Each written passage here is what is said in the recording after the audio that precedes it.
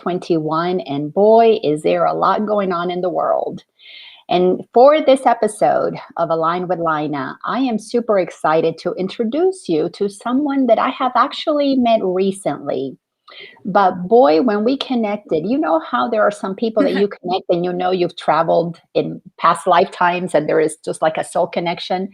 Well, this beautiful woman is a sister that I know I've traveled with in many, many lives because there is a resonance in not only in what we believe, but how we show up in the world, but also and most importantly for me, in what I actually have realized is my mission.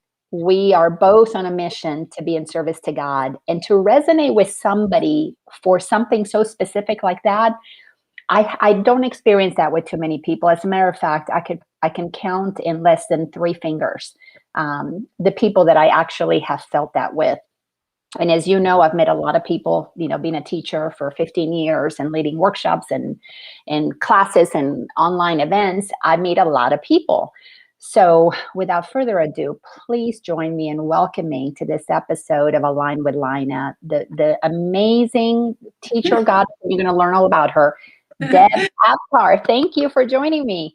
Yes, Laina, thank you so much for inviting me. And it's an honor to be here. And I feel the same as you. I feel we really connected on just a really deep heart space level. And that always feels really good to me. And similar to you, I don't have a whole lot of sisters that I'm traveling with and brothers that I'm traveling with that also feel fully in alignment and in service of God. But I can say that the people I'm starting to meet now are actually more in alignment. So as I really stand firm in my journey, of course, that just keeps expanding. And you're just one of those women that I really I trust. I know that you're someone that is walking this earth with so much grace and integrity, and you've done a lot of deep healing yourself. And so I just feel really blessed that we can have a connection and this conversation. Well, and ditto, sister. And this, my intention for this, and I'm sure you're joining me in on this, is that this conversation inspires whoever it's supposed to inspire. Please take from this what resonates, leave whatever doesn't, because Dev and I have been on individual journeys that have taken us on many different directions, but they have led us to the same place. So wherever you are on your journey, some things that we say may resonate, some won't, but our desire is to give to you whatever feels comfortable. The rest, leave it. Yes. Leave it. All right. Well, Dev, let me start with the question that I ask everybody on this program. And that is, when did you begin to realize that there was something off with the world, that everything you were preparing to be, to do, to have was somehow not quite what your heart was longing for? Oh, so when I started to awaken to this reality that something was off was almost 12 years ago. And it was when I was going through a divorce with my daughter's father. And it was very, very, very unhealthy relationship. I didn't understand what was going on, but basically now looking back, I understand that a lot of my trauma from childhood was coming up and his trauma was coming up, and we didn't have any tools to work with it. And I definitely wanted to work with some tools and get counseling and receive support and heal through that connection to keep my family together. But he was not open to that. And it just, as soon as I realized that there was something just felt relationally off in that connection, and it was very confusing for me. And it was a very classic kind of codependent kind of relationship. And, he was codependent, I was codependent, and he would lash out with shame and I would ingest the shame. I took all the blame. And it was just a classic kind of really unhealthy, toxic relationship. And in that process of experiencing my family falling apart, what it felt like then falling apart, um, I turned to what I just heard other people turn to, which was God. But I didn't know what that meant. I didn't know. I just was like, well, I'm totally desperate. I'm suicidal. I really was with a lot of suicidal thinking. The pain I did not know how to live with. I did not know how to meet and greet pain.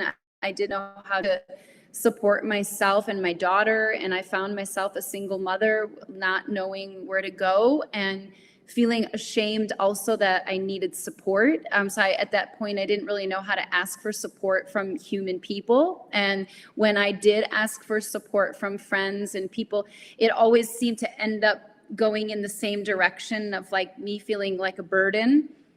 And that's why I went to God. That's why I just knew that I read in books that people sometimes got on their knees and started praying. And I never got on my knees and I never prayed before that. And I just started praying.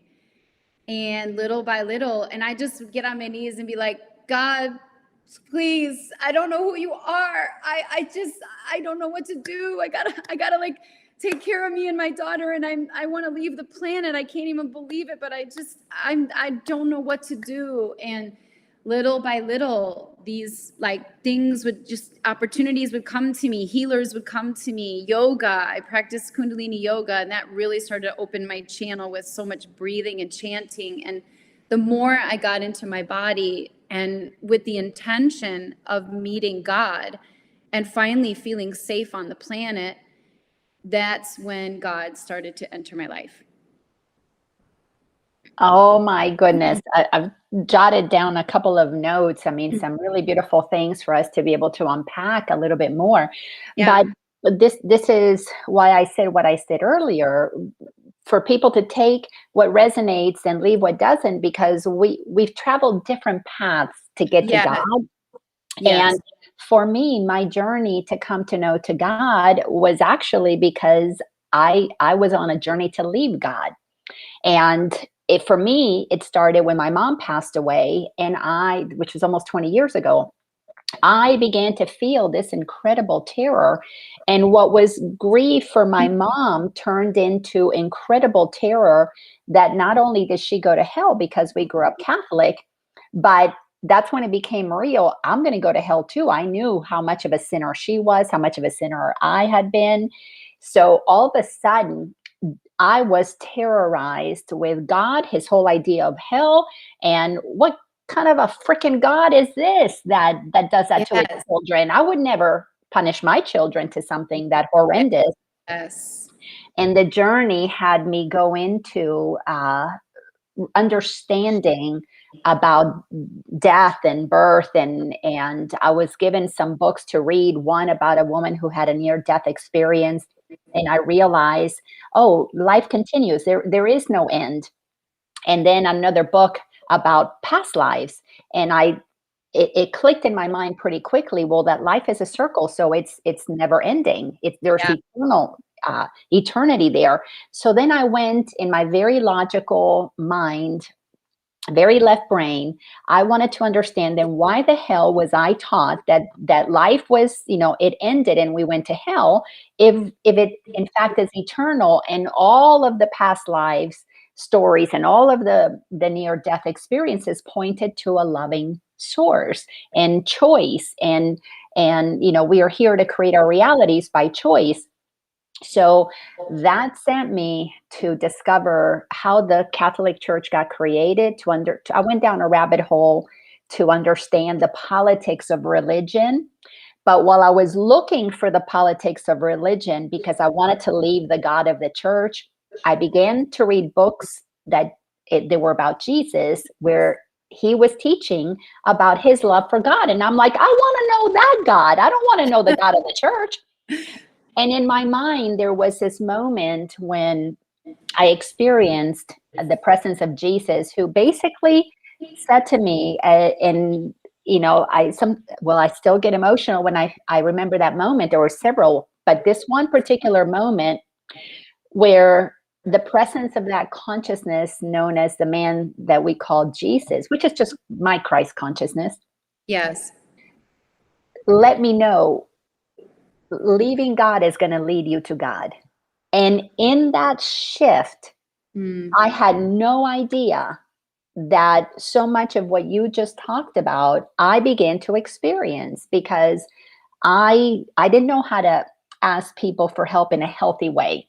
I knew how to ask them to, move this or do that and I'll pay you but Yeah. I didn't know how to let people into the deepest places within me where I was falling apart but pretending to have it together, Yeah. including a marriage that was dysfunctional. It was functional in many ways, but dysfunctional in the soul, the heart connection. So tell me, because this I want to know more. You said something that you didn't know how to meet and greet pain when you were going through that time. I feel like you just said something that I've never put those words together, but I too, I didn't know how. I was always avoiding pain. I was always, I got it. I got it. Okay. I got this handled. Give me a margarita, take me shopping. But what? Yeah. I don't have any pain. Yeah, totally. Speak about that. Speak about that, please. Because I know, let me just interject here that Dev helps people, helps women move through this journey. So if you're listening to this and this is resonating, please know that she is speaking about something she also teaches, as I speak about what I teach. But pay attention to what she's going to share here, please. Hmm. Go ahead. So, yeah. Well, first, I want to just say thank you for sharing your experience. And I really resonated with when you said that you were experiencing terror. And it sounds like you were experiencing the terror of staying in what you knew to be God's world and religion. And then where are you going to go if you leave that? Like, where do you go? And it sounds like you are also experiencing a lack of feeling safe. Exactly. I knew I didn't want to be with that God, but I didn't know what else there was. So I was Yeah. in a total, complete precipice where I needed to jump off of what I knew, but I had no idea what I was jumping toward Yeah. until I began to feel the presence of the consciousness of Jesus. Then I felt like, oh my Yeah. gosh, I've got a brother, a holy brother, a teacher that Yeah. began to guide me. Yes, yes. I mean, I just really want to celebrate you and I just hear you talk about that and the feeling of terror and somehow finding your way to a space where you really did feel safe with a new relationship with God in your own way that felt really good for you. And I think that's just a really important thing to stay for all of us over and over again is that our journey to God, Christ, the God that really brings us peace and a sense of knowing and inner safety is the God that I believe we arrive at in such unique ways. And but it typically, I find, is that there is a journey of pain to get there. Absolutely. And I feel that journey of pain it looks different for everybody, but Yeah, what has come to me to teach is the 6 phases that we all go through from conception to enlightenment. And one of those phases is the unlearning phase, which is very painful because the way we arrive to God is by peeling off all of the conditioning that has taught us what God is not. And to yeah, to remove what God is not, it's a very, very uncomfortable process because we literally have to change our thinking. We've got to be okay being wrong. And that's very difficult for all of us. We've got to be okay with grandma was wrong and the priest was wrong and mom was wrong and dad was wrong. The government was wrong. The Pope is wrong yeah. because until, and the Bible is wrong. That was a really big one for me. Now, let me just say this for those of you who are going, oh my God, heresy, how can she say that? It was wrong for me. It was not my truth. Now, there are beautiful truths inside all of that. And I have taken what resonates and have left what doesn't.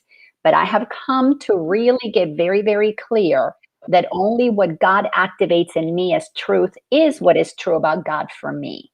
Yeah. Everything else, it's okay, but I had to let go of those things, and that was very uncomfortable, especially my beloved grandmother, who was the matriarch and the Catholic, woman in the house, and my dad and his mom, both grandmothers were the Catholic ones. Mm, Having to look at what they taught me that I considered gospel, the truth, and go, maybe you were incorrect, yeah. was very painful. Plus, all the shame and the guilt that came with being called a sinner and, kissing a boy when I was young, just fooling around with my girl cousin Mm, when I was 12 years old, playing with a boy's ding-a-ling before I got married. All those things activated shame because I yeah. was a sinner. Yeah. Yeah. I think I'm just again reminded of like the unique journey that each of us is on, and discovering what really brings us that sense of peace, and knowing the trust that, oh, I have found what really resonates for me. and and for everybody it's different. Someone might say God, someone might say source, somebody says the great mystery, the great unknown. My daughter sometimes calls God Mother Earth, and it changes as she goes through her awakening. She's 11, but she's on her awakening journey. And I think it's the pain part, though, the meeting and the greeting of the pain, I believe, is a tool and a skill that, most people don't really know how to do. They don't know how, and it's to no one's fault. Like we're just starting to learn now how to really consciously communicate with our wounding that is still living inside of us. And even if all of a sudden something comes up, even now maybe it's being triggered from the past, but it's coming up in this moment. Meeting and greeting the pain for me creates a portal for even more deepening into my emotional body, my physical body, my subtle body, my mental body. And it's like that for me is like a great portal. And that being said, I still think also too that there is a portal that is opened when there is joy or pleasure in our life as well. So it's not like we only awaken, or I can say for me, I don't only awaken to deeper connection with God through pain. But because I didn't allow myself to experience pain as a sacred portal for so long, I was like you, I was generating and pretending I was okay, because that was the coping mechanism, to just positively think everything and be okay.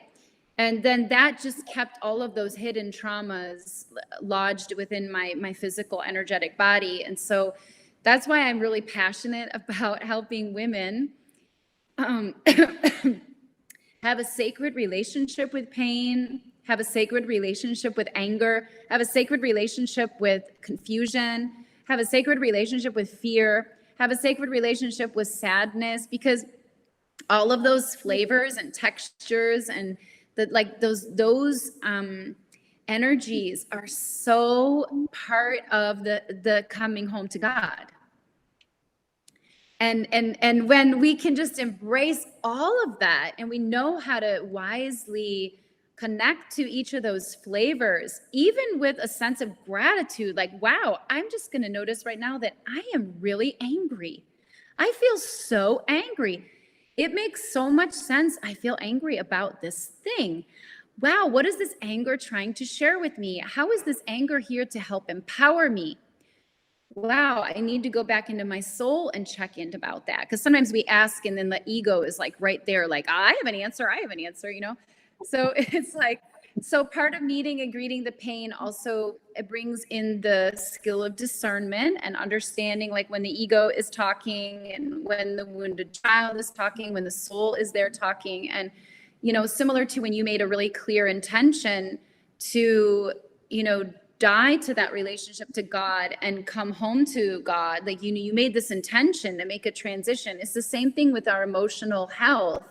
It's like, as soon as we make an intention, I want to be so okay no matter what emotion I feel. And I want to be okay when other people are in all different emotions. I want to be actually okay when I feel good and when I feel bad, right? I want to be okay when I'm confused. I want to know I'm safe to feel these things. And I think that's what then helps to create a balance in the nervous system, because what happens then is the mind isn't making up a story about the natural emotions that need to come up and forth in the process of reclaiming those emotions that were shamed or silenced. And so all of that is just part of the integration. And God can be felt in our body when we are okay with every emotion just as it is. God just is like, because then there's no shame or judgment. It's like we're having a human experience. And God, I believe, in my experience, knows that each emotion will bring us back to Him. Oh my goodness. Love, love, love everything you said. Oh my, let's see where to dive in. I'm going to jump in this piece about being okay with all of our emotions. This journey has taught me, and a lot of it is because of so many years, 15 years of coaching. I have thousands of people as examples where I have seen their journey Yeah. and the progression through those stages that I was talking about, those six phases from conception to enlightenment, are very systematic.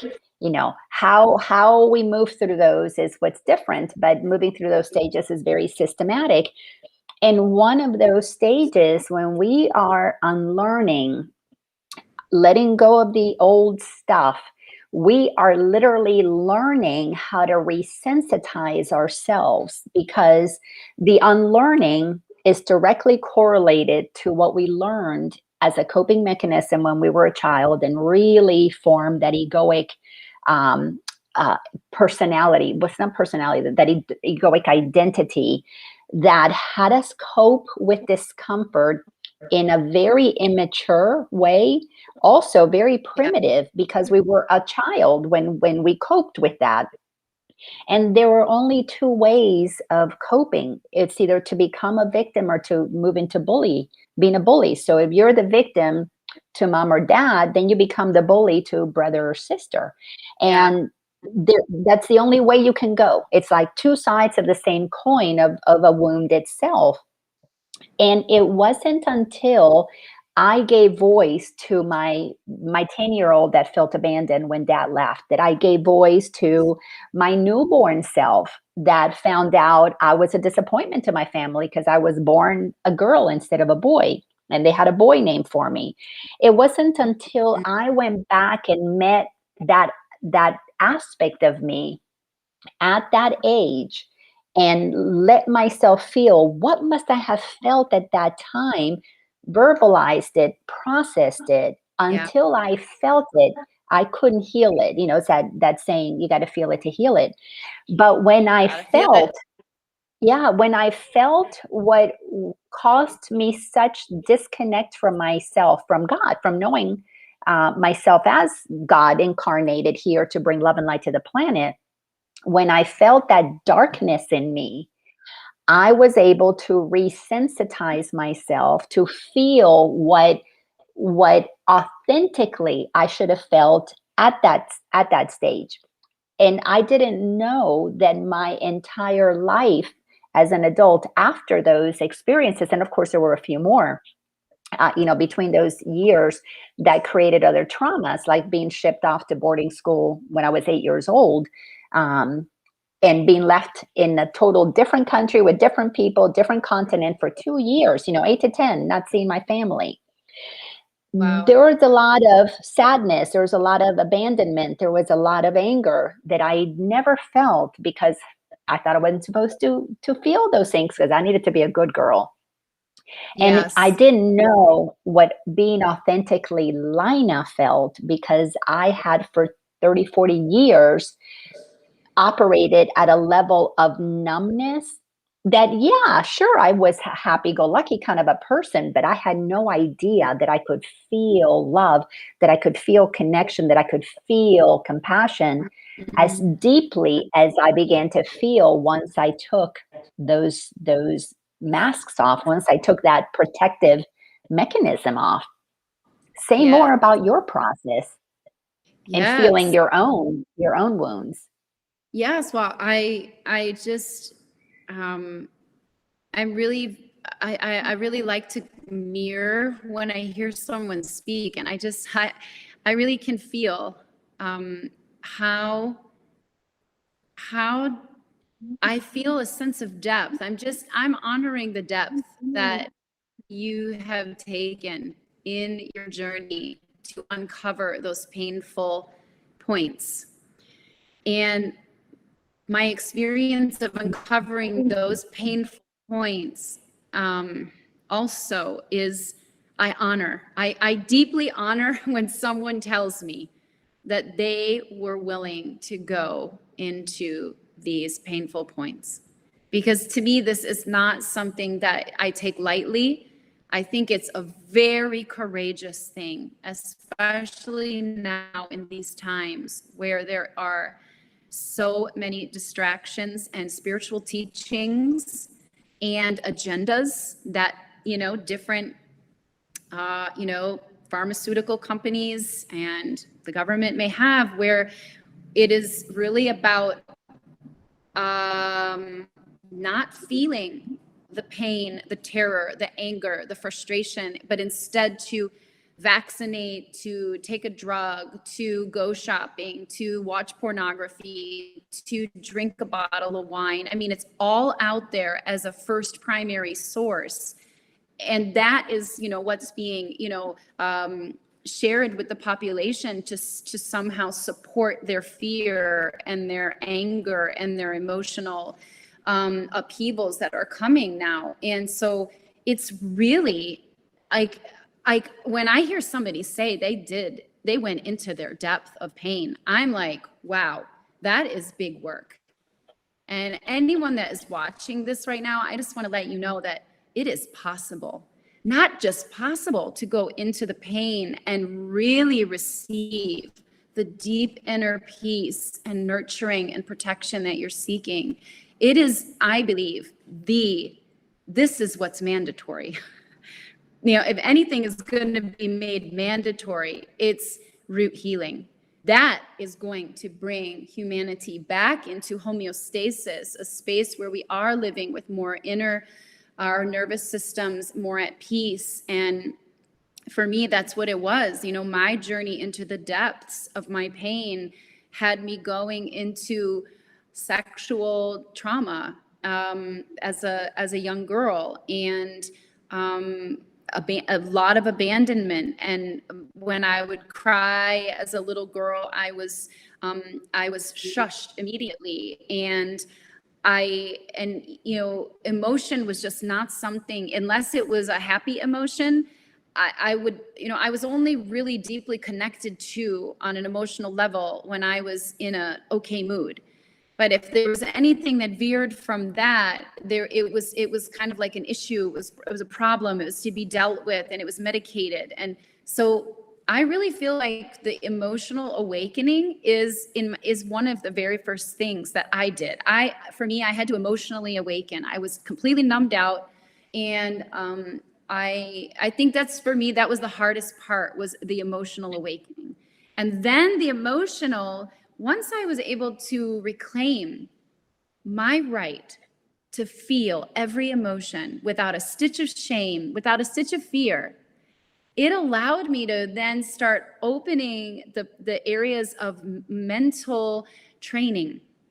I was able to then train my mind to serve these emotions that were coming up, so that way I could have a conscious, like, really healthy relationship with my emotion. And guess what? Then that allowed me to have a really healthy relationship with my daughter's emotions and my clients' emotions from a real firsthand experience. And I think that that's again, it's like it's this, like, you have a system, right? It's like the stepping stones of rising into our wholeness. And I have that as well. And it's it's through the emotions, I think, that are the most important. But then, of course, we don't want to get stuck in all of that sadness and anger. It's not about that. It's just first being okay with that. And I think that's a really great foundation to then blossom a very conscious life that is then more filled with joy and ease and more peace and inner security and inner confidence. Oh my goodness, absolutely. Absolutely. There is, again, you said so many things. We may have to do quite a few calls. Yeah, we That can. that emotional healing happens for me when we heal emotionally. It is because we are returning ourselves to wholeness. It's as if when we experience that emotional pain, it's as if it left a hole, and that hole needs to be healed and returns us to wholeness. And it really is such a beautiful, it's an amazing, beautiful process. And I too honor you and your willingness, because this is all about courage. I know many, many amazingly strong people that would not spend 1 second in their suffering and their pain. They absolutely will not, Yeah. precisely because they've been so enticed by the media, by the government, by the movies, by the pharmaceutical companies to numb the pain, to find a Yeah. pill and avoid feeling. And that's okay. If you're taking pills to avoid feeling because that is what is feels better for you in the moment, bless you. However, Yes. when we numb ourselves, we really miss out on the richness of life. And the richness of life is to feel fully. We have five senses for a reason. And most of us operate with those senses at maybe 10%, 10%. And we might use the senses maybe a little bit more than that, but not a whole lot more when you begin to ask your body what's really going on, because the body doesn't lie. It gives you information. And I would measure my people, my clients, when I say my people, my clients, and we would ask the body, where are you? How much feeling is there that you're experiencing? And when they were in their trauma, they were feeling 10%, 20%. And all of a sudden that release happens and they just take a look around themselves and begin to Yeah. feel the trees. All of a sudden they're feeling, wow, I had no idea I could feel a tree. Well, we have to learn how to activate the feeling senses, but not until we are willing and courageous to see how we got really well practiced at numbing ourselves.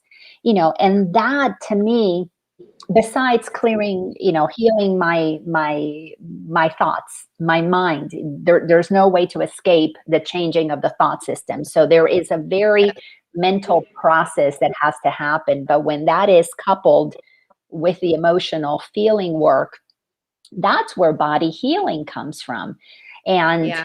to kind of tie to something you were talking about, what's going on in the world today with the pharmaceuticals and the government, one of the things that became really clear to me about my relationship with God, that the preachers talked about this, the Pope talks about, everybody talks about this, but people don't practice it.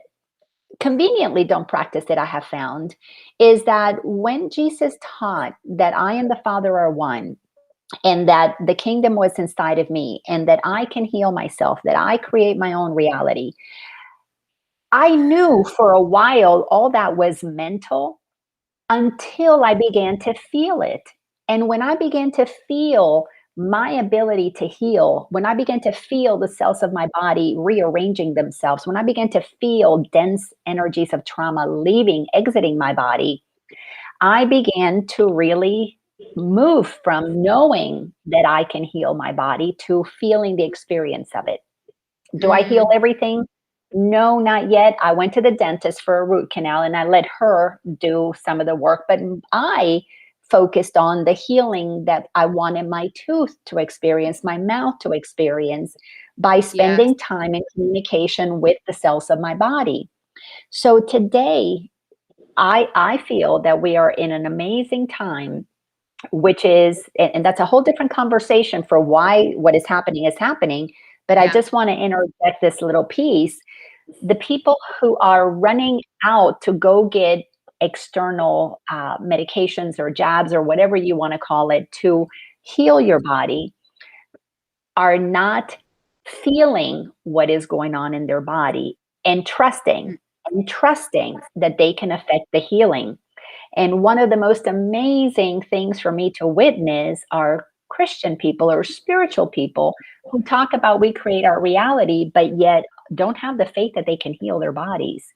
And Yes. that to me goes hand in hand. Feeling God inside and having healed yourself allows you to activate the healing that Jesus said we are all capable of doing. Share some, your perspective around that because you have witnessed so many women changing their lives. Isn't that changing their bodies as well? Yes, it changes their bodies when they allow themselves, when we allow ourselves to heal the by through feeling those emotions and then meeting and greeting those emotions with skill, with love, with compassion. And it's not just like, oh, I'm feeling bad today, okay, I'm just going to let myself feel bad. I mean, there's a real skill, there's a mastery to holding the space for our wounded child. And in that process, when we hold the space for our inner child, in my work, it's about rising the pillars of the inner mother and the inner father, the inner king and the queen inside. These, you can call them archetypes to begin with, because that's how they start to rise within the self. But essentially, when the women I work with are rising these pillars and they're having very clear conscious communication between inner mother and their inner wounded child, bringing over and over again this issue, this thing that's going on, this question, what happens is the wisdom of the inner mother, the sacred holy mother inside is risen. And everybody's inner mother is different.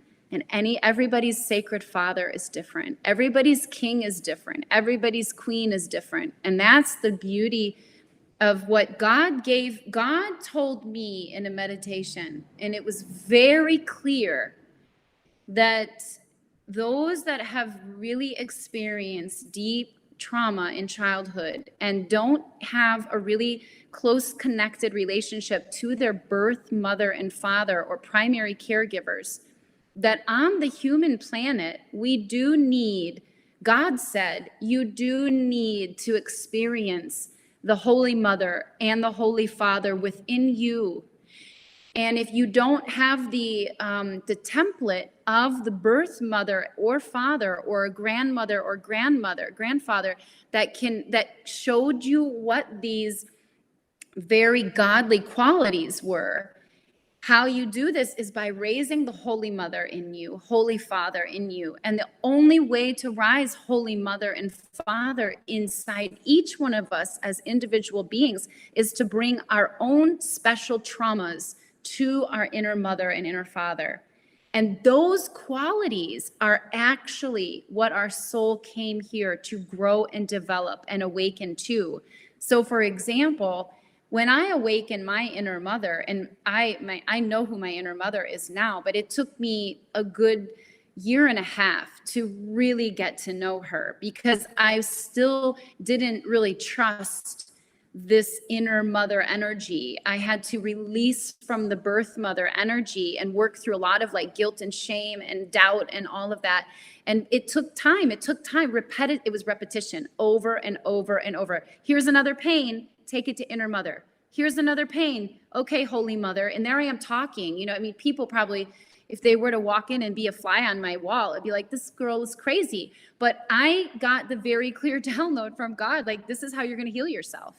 And so now that's the journey I take women through. And my inner mother is She's very protective, and she is very firm in her choices and in her boundaries.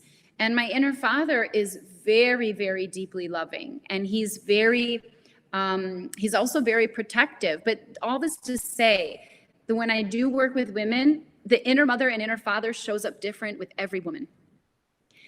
And that was a surprise to me, because I didn't, I was like kind of making it up as I go. I had been doing other modalities that I had been certified in. But then when all of this came to me in a meditation, I started to shift my whole practice in this direction of inner child and inner mother, inner father, rising the qualities of our soul. And then what happens for women is when they know why they came to this planet, what is their purpose, their spiritual purpose, and that it's anointed by God, they are now equipped with their own skill set, their own inner mastery that they've worked with and risen with inside themselves. And it's not just in the mind, it's not in the mind. It first happens in the body. And then the mind starts to naturally think thoughts that are in alignment with the physicality of these qualities. It's incredible, because it's not like you even have to do 1,000 affirmations every single day. Because once the body remembers its original reason why it came here and it awakens, the mind is just like, oh, finally, she's woken up. Finally, I can rest and I can just serve her, because the mind is just a servant of our soul. The mind is meant to think thoughts that will bring us into God consciousness. The mind is waiting for us to be that awakened to God. And then I'm just feeling so excited as I talk about it, because that's just what it is. Oh, sister, goddess, teacher, I so feel your excitement, and I'm celebrating it. And I just, if I had my cheerleader pom-poms, I'd be shaking them, because it's just so beautiful. And yes, that inner father, mother, king, queen, however that process goes, that allows us to parent ourselves, Yes. to reparent ourselves back into wholeness. We have to give ourselves what our parents couldn't give us, because they didn't give us the very things we needed to activate inside of us. That's why we picked those parents. That's right. And in that activation, there was, as you said, you feel it in your body. It's like, because it's energy, and that energy then sends out that ripple of activation that awakens the cells, awakens everything, and brings everything online into a greater sense of sensitivity, back to the senses. And we're both doing just not only incredible work within ourselves, but we help others. And I'm so glad that you said, it took you years to work through that. I spent my journey, it's been about 20 years now. I spent the first 5 years of my journey doing my deep trauma, my deep childhood trauma. It took me about that long to really get a handle on that. I didn't have to react like an abandoned 10-year-old, that I didn't have to say the same things, I didn't have to continue to speak and to say and to think and to behave in the same ways that I had the previous 40 years of my life, because my journey started when I was 41. So I had to go through repeating. The repetition was part of the journey.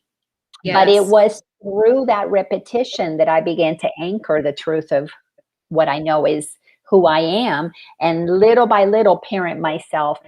We work with people in different stages of their lives. I work with many people who do inner child healing work, and their parents are still alive. Both my parents have passed away when I did my inner child work. And it was as powerful with them on the other side as it was for clients whose parents are still here and could literally have conversations and have dialogue and bring closure to certain things, because the cellular memory of the trauma, we hold it. Nobody else has it. We hold it. And that process of reparenting had me heal my relationship with my parents to the point that I actually have a better relationship with them now, and we communicate. I know my parents' essence are with me, and I've still through the years have been able to glean from them the strength that they didn't even know they had because they too were wounded. So it's really amazing the lineage of healing that can happen when we enter into this process. But I love your excitement for Mm. the incredible result. Share. You said you said that we have the right to feel it all. When you were able to do some of that deep work and you were able to go into and feel your inner mother, your inner father, and reconnect with that essence of power and strength inside of you, because that's what to me this work did, is it reminded me of the masculine energy, the feminine Yeah. energy that we all have access to, which is love and pure creative power. Yeah. When you began to feel all of it, how did you cultivate your relationship with feeling all that power, all that love, all that knowingness that before you felt that you were operating in shame and insecurities, as did I. So how did you shift from all of that to feeling all of what emerges when you are connecting with God? Oh, that's such a great question. How did I do it? I s- I started to practice and study with some people that really consciously create with God.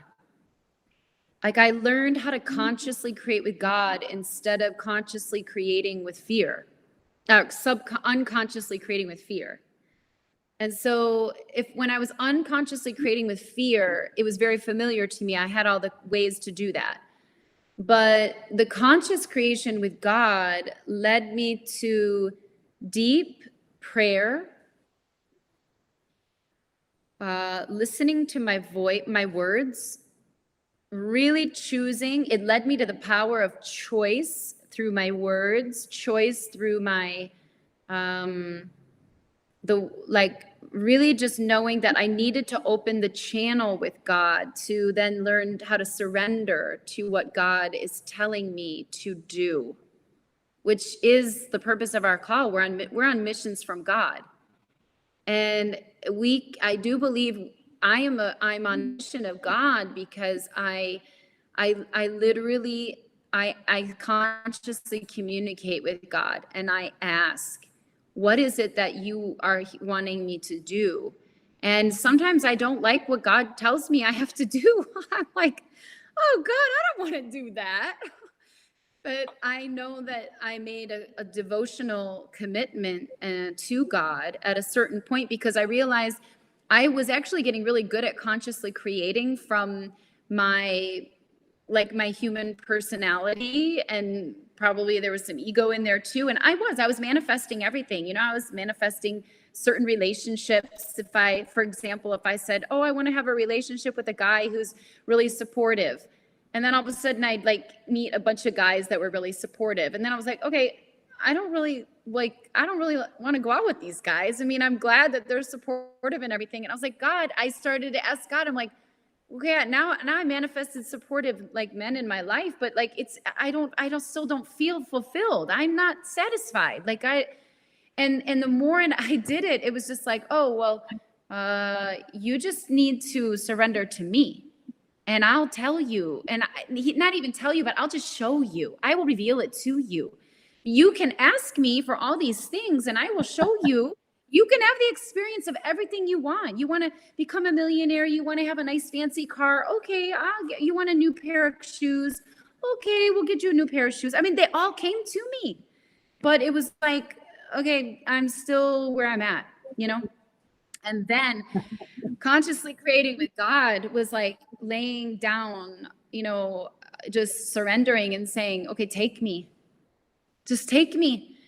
I relinquish my desire. I relinquish my thought of the way I think it should be. I relinquish this, like, even the passion I might have for root healing and supporting women. If God were to tomorrow say to me, no, now you need to be supporting men and you need to be living in another country over here, I would say, okay.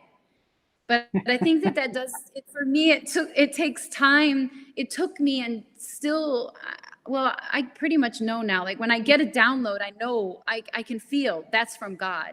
And I think that relationship that's a practiced relationship, because for me anyways, I had practiced my relationship with my traumatized self. I knew how to live my life from my trauma self, but I did not know how to live my life from my true self, because my true self went through this, like, this step-by-step thing. Like I said, first it was like, okay, now I'm not in trauma. Now I realize that I'm a really powerful creator. Now I'm creating from my personality ego. Okay, that's not actually satisfying. Now, how do I release personality ego? That took some time, because then I had to discern, like, is this soul or is this ego? Is this personality, or like, is this trauma? I mean, I had all kinds of questions in my head, like, whose voice am I hearing? I don't know whose voice is this. But when I got real clear, and that's why I say prayer was super important, because when my prayers became distilled to God, I'm here to serve you. That was like the crystal clear. It was a very simple prayer. I am a servant of you, dear God, and I will be guided. And then it's like, it becomes a really narrow path, actually. It's just like, okay, that's it. And so that's my answer. It's just like, you got to walk the narrow line, but then that narrow line it expands so beautifully. But it is like every day, go into prayer with God, be in conscious communication with God in every single moment. God, what would you have me do here? God, what would you have me do here? And I don't act until I'm clear. That is from God. Love, love, love that. Oh my goodness. Yes, we could talk about this for a long, long time. Right? Same for me. I went through a journey, did a lot of the inner child healing, got to the place where I was, manifesting queen, all these amazing things, knight in shining armor, all of that showed up so that I could see that I could manifest. But it was so that I could see that I could manifest from my ego. But that came with beautiful lessons and wonderful opportunities for healing. And then came the journey of seeing my spiritualized manifesting ego. And, because I could have written a book about manifesting. I had all the beautiful things and amazing things. Thank God I didn't write that book, because I would have to pull it off the shelves, because it would have been so shallow. It was shallow. However, it was deep at that time and an important part of my journey. But that wasn't where I was supposed. Totally. It wasn't where I was supposed to rest, because I was being dragged into surrendering to God. And when I am experiencing this being surrendered to God, I was like, hell no, I just got my power. I'm not surrendering it to you. Yeah. So I definitely went. I'm not going to give it over to you yet. Yeah, let me just have some more fun. Yes.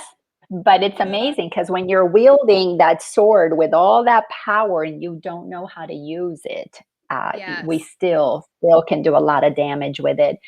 And what became clear to me through my deeper connections with Source was that my ego loved to get. It absolutely loved. I gave to get, but my soul was all about giving to receive the joy of the giving. And when I began to feel clarity about who I am, clarity about the voice of God, the voice for God is very clear. It's very loving. It's very gentle. It's very very patient with me, because I have had to deal with my stubborn streak. And I have been asked, and I'm going to ask you to share, what has God asked you to do, or what is your mission now? But my mission, I've been asked to be basically a warrior for God. It's become very clear that I incarnated to be here at this time to really encourage people to question their faith in God. It's very Mm, different, and I know it for me. To think that you are trusting God, but actually trusting God are two very different things. And there are too many people suffering because they don't know how to embody the trust for God. They just know yeah. how to regurgitate the prayer or the pleading. But right now we're being faced for a reason, for a mass awakening, with the ways that we have made ego our master and not God. And so I am feeling very strongly I'm supposed to be a warrior for God, whatever that's supposed to look like. I'm welcoming it's coming in drips, but it is about being very comfortable talking about God. And isn't that funny? Almost 20 years later, I couldn't wait to get away from God. And I now I'm marching arm in arm with God. Yes. Yes. I'm really hearing that you've done like a total a total flip-flop, and you went from feeling like you needed to actually walk away from God, but now you're realizing you're a warrior of God, for God. Yeah. Yeah. And that God and I are one. I absolutely know Yes. in every fiber of my beingness that I am made only of God. And that's just absolutely amazing. And the manifestation, I don't care about manifesting stuff. Yeah. I want to manifest a world of people who know that they are God, because from that place, there will Yeah. be no hunger, there will be no sickness, there will be no shame, there will be no abandonment, because in living, embodying the truth of the goodness that we are, there is no lack, there's only collaboration and cooperation. And so for me, that's what I wanted. That's what I know I'm manifesting, is the beings who can live in that frequency. We call it the new earth, the 5D consciousness, whatever you want to call it. But what are you Yes. feeling is your mission right now that has God's, thumbprint all over it? Yeah.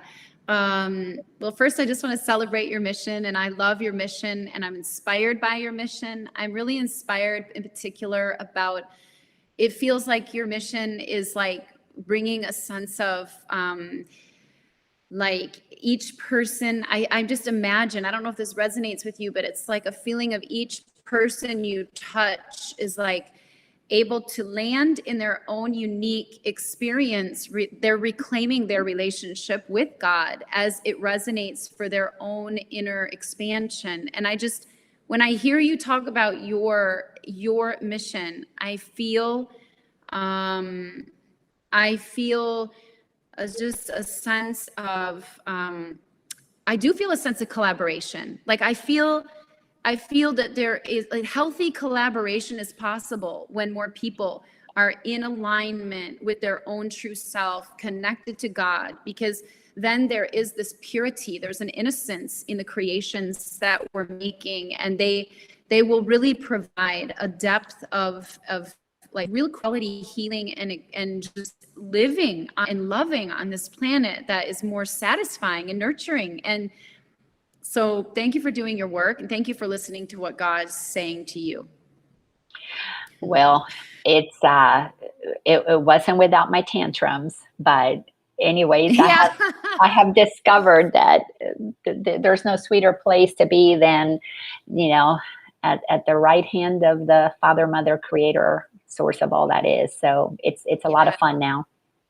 I can Yeah. imagine it's fun. And now we're talking. I mean, it's because you're in your true God essence, and I am too. And that's why we've come together, you know.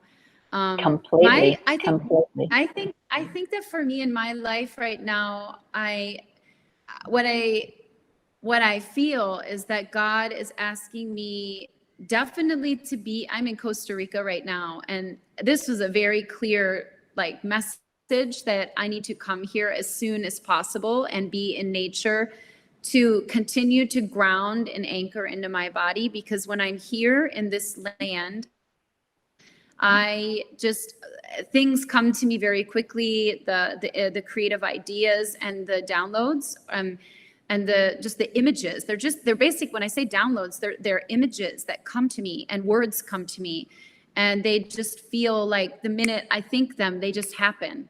So there is a sense of like my thoughts becoming reality, but I'm not even really choosing my thoughts. The thoughts that I'm talking about come from not outside. They're from God. So it's just that I feel my channel's really open, my being, my body, whatever you want to call it, is just really open to be a vessel of creation. So God said, be in Costa Rica. And it all, God's messages reveal themselves to me in time, because once I do one thing that God says, then I realize, oh, that's why God had me do this. And what I'm noticing right now is that when I'm working with women, all of them are craving nature. Their bodies are saying, I need nature. I need fresh salt water. I need sand. And they're saying this in our sessions together. And then I'm like, oh, that's why God put me here. Because not only did God put me here, but God said, you're going to get land and you're going to build a house for you and your family. And then on that, and on top of that, you're going to build some small, like healing, awakening little spaces for women. And eventually the message I'm getting is men as well, and children. So soon what I'm doing for God is I'm going to create a really safe and sacred space for spiritually awakening families, and men and women and children. And I do believe my daughter is going to be a part of this. She's 11, and she practices. We do conscious communication. She knows who her inner mother is. She's starting to get to know who her inner father is. She knows who her wounded child is. And I believe that this is really what God wants me to do. God wants me to help families, or, they can be, men, women, single, all ages, but learning how to fully resource themselves to become a sovereign yet deeply connected to humanity type of being for those that want it. And that I'm also going to build teams of women to start with, and then eventually men, where we will, it won't be just me holding this space, but these will be gatherings, or you might call them a retreat, but I would prefer to call them like an awakening gathering, or, family gatherings, soul family gatherings. Actually, that feels really good. These are going to be soul family gatherings.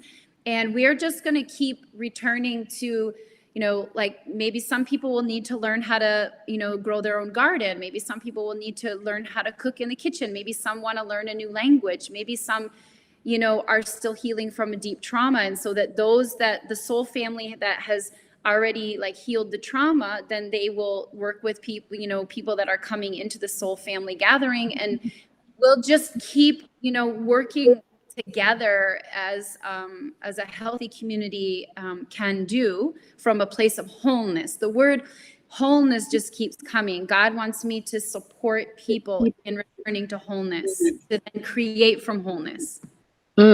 Love it. Love it. I am completely in alignment with it. I want to serve and support in any way that I can. Yeah, I'd love to have you come and speak. I'd love to have you come and speak about your journey and share your gifts. And that feels like in these soul family gatherings, that's what we will be doing. And as people are rising in their gifts, their God-given gifts, it will just naturally be a rebirthing of what came to me many years ago in a meditation that was like, well, when a baby is born and a soul comes through the mama, it's like, we're just going to be there sitting in a circle saying, hi, sweet one. Like, we're ready to receive and know who you are and your gifts. And here we are, like, we have our soul family here, and we're ready to support and serve your gifts. And that this will be this natural thing where, we'll find out how are we going to educate them. Like, it will be all done through the soul wisdom. And it just sounds like so amazing, doesn't it? Oh my God. It's not only is it amazing, beautiful, but that is where we're going. I feel like right now that there are like 3 stages. There's where we came in and we fell asleep and we all operated from ego, and that's why the world is where it is. Totally, completely unconscious parenting. I know I did that with my my Me first too. child and the first few years of my two younger boys.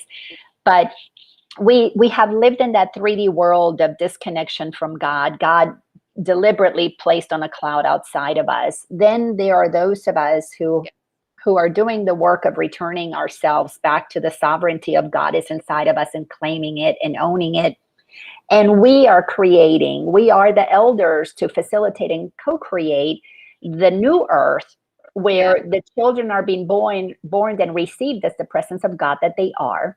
And Yes. in conscious parenting, and now that I'm a grandmother, it's all about Mm. receiving the essence of God, not the old egoic way about blocking God. So Yeah. yes, we are shifting to that total and complete reception that the children come in to teach us, not the other way around. Yes. So yeah, they're Oh, I love that. coming in to bring what is new and fresh and creative that has never been. Yes. Oh God, that just feels so good. Yes. Every generation that comes in, they're just going to keep revealing the new consciousness to us. And we will support them so they can live in the earthly plane, but they are going to be the ones that are going to be sharing, okay, what's coming now next for the next generation. I love what you said. That just feels so good. Because they come in with these incredible ideas, we have to figure out how to implement them, not squash them and keep repeating Yeah. our same old tired, boring, money making ideas. We're moving toward Yeah. that which is constructive, not destructive to our planet. Oh my gosh, Dev, tell people how can they connect with you? Please, let's spell it out. Yeah, so I can the easiest way to connect with me is over Facebook at Dev Avtar, my personal page. I'm in the process right now of my website being redesigned, and I do have a program that's coming up. It's a 7-week program called Just As You Are. It's for women. It starts on September 13, and it's a fantastic program.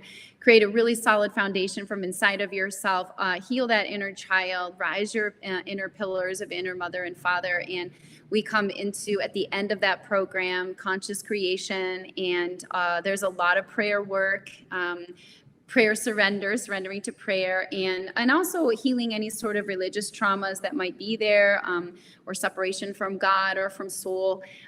It's a very foundational program, and it creates a really solid foundation for women that are mothers, coaches, leaders, and healers. Wow. So people are going to be watching this. I find that some of these videos, 2, 3 years later, somebody will send me a note. Uh-huh. For those people who will hear this, maybe a month or two down the road, what's Yeah. the name of the website so that it'll be fresh for them then, even though it's not ready now? Do you have already a name? I don't have the name yet, but I'll give you the name of what it is right now. It's DaveAvtarCoaching.com. Okay. So for Yeah. those of you who are listening to this, let me spell that out. It's DEV, Dev, Avtar, Yep. AVTAR. Hmm. Perfect. So find her on Facebook, connect with her, and Yeah. say the website as it is again now, because I'm sure from there they'll get redirected Yes, later. they will. Yeah. It's DaveAvtarCoaching.com.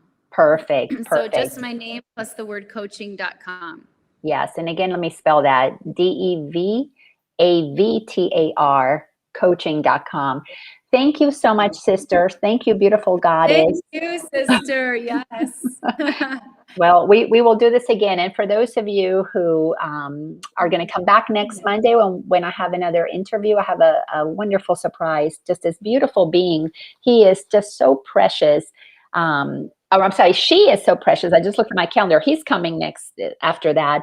But I've got my sweet friend, and many of you know Lorelei, who is going through an incredible journey, and we get to support her through this incredible physical journey. But at the same time, she is going to show us a whole new way of being in relationship with cancer that is not what the 3D world teaches, but it is how one who is aligned with God experiences, Mm. because she is committed to being with it, to feeling it, and to allowing every single emotion to be met. And as Deb said, she is meeting and greeting cancer, and we're going to have front row seats to hear how that's possible. Thank you so much, Deb. I'm so You're grateful for welcome. this Can't wait conversation. to tune into that call. That just sounds really inspiring. And I love the work you do. And thank you for inviting me. I'm honored and I look forward to more. Okay, thank you. It's my honor.